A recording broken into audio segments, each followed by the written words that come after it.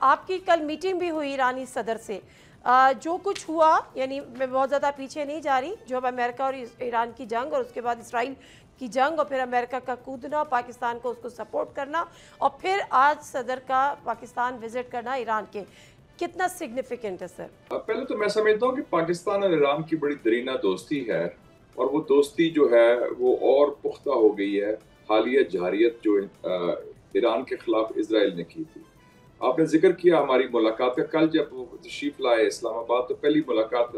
ایک چھوٹے سے گروپ سے کی جس میں بھی شامل تھا، 5-6 لوگ تھے۔ کوئی 1.5 گھنٹے کی ہماری ملاقات ہوئی، بڑی تفصیلی ملاقات ہوئی، اور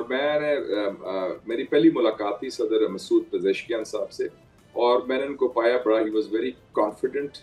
he was very relaxed, he was very assertive, اور ان کی ڈیلیگیشن میں جو ان کا صوبہ ہے ایرانین، سیستان بلوچستان کے گورنر بھی آئے ہوئے تھے جو اردو بھی بولتے ہیں بائی دا وے، ان سے بھی گپ شپ ہوئی، اور میں نے دیکھا کہ اس وقت پاکستان اور ایران کے جو تعلقات ہیں ان کی جو ایک گہرائی ہے، جو قربت ہے، وہ پہلے اتنی شاید نہیں تھی، کیونکہ دونوں ممالک کے خلاف جارحیت ہوئی، مشترکہ دشمن ہے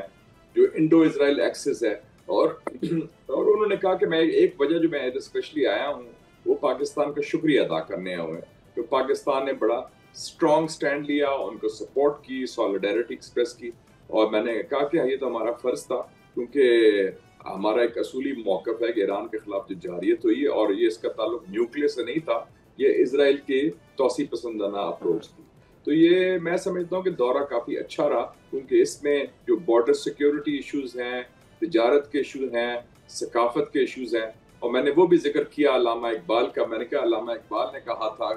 گر ہو تہران عالم مشرق کا جنیوا تو شاید کرۂ ارض کی تقدیر تبدیل ہو جائے۔ تو میں نے کہا وہ جو پیوٹل رول ہے ایران کا اور خاص طور پہ تہران کا، اب ہم دیکھتے ہیں کہ ایمرج کر رہا ہے۔ سبسکرائب کریں اور بیل دبائیں تاکہ کوئی خبر رہ نہ جائے۔